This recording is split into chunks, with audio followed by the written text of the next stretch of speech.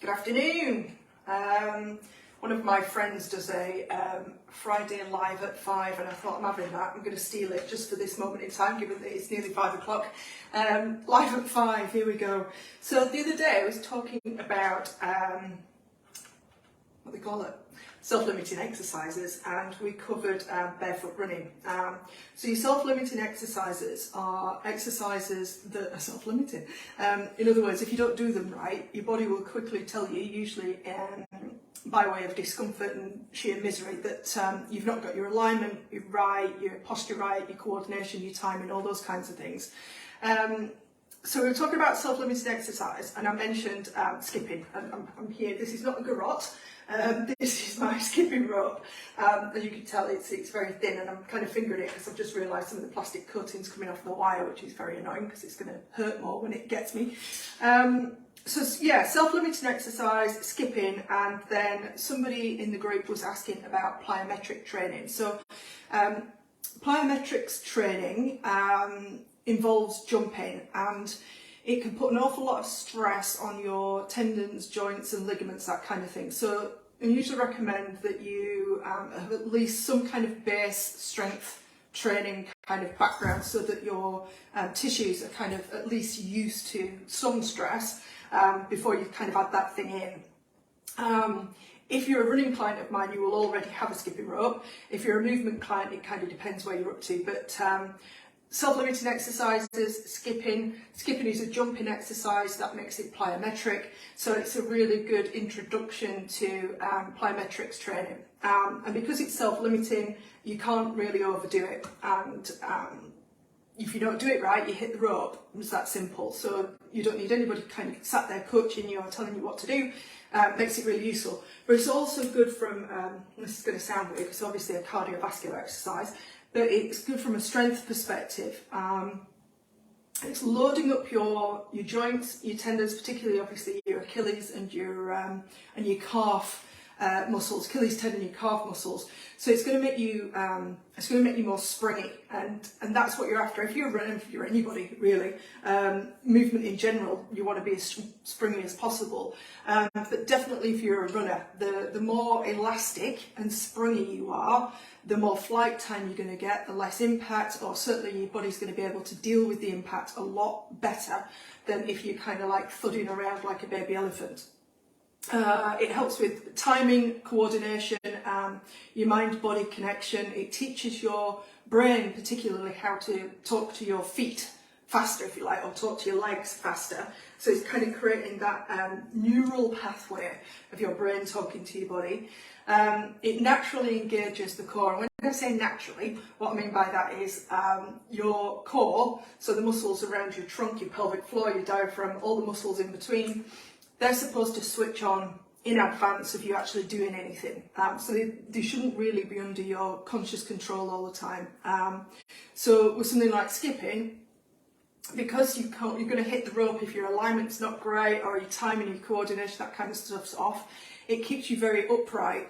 So your core naturally engages to keep you more upright, which translates into running, because you want a more upright posture in running. You don't want to be kind of collapsed and hunched over and that kind of thing. So it helps with things like improving your efficiency, your postural control and your running form.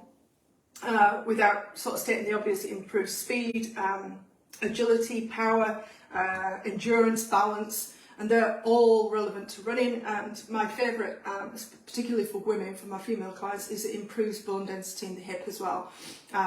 So, if you don't know me that well, here's the catch. Come to say hello, furry apprentice. Hello, furry apprentice. And come to say hello to the people on the telly. No, I've come for a cuddle, because I know you're busy. So yeah, skipping it obviously works the calves and the lower leg muscles, but skipping barefoot particularly is going to help with the with your foot strength and, like I say, ankles and that kind of stuff. It works the glutes, quads, chest, back, arms, all involved. Hence the timing and coordination aspect. You've got to get it all kind of working together. So we kind of talk about skipping as a 2-footed jump. I'm going to demonstrate in a minute. Yeah, I don't think you really need me to demonstrate skipping, but as soon as I've got my rope out, we might as well. So you can, when you skip 2-legged or 2-footed, as it were, you kind of get in the benefits of that jumping and the elasticy, bouncy stuff, but without as much impact as you would get with running.